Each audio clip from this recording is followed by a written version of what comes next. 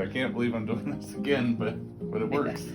After first visit, my nose is opened up. When I was standing or upright, I could breathe out of my right side a little bit, hardly at all out of the left side. But when I lay down, I could not breathe at all. Laying down, after having the first procedure done 2 days ago, went home. The last 2 nights I've been able to sleep breathing through my nose.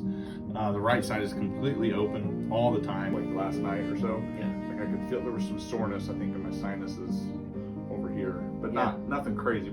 I have noticed his snoring is way less, because it used to be like crap out of me, and now it might just be like a little whisper snore. Drove 100 miles to have this done, so Let's get something good out of it. glutton for punishment.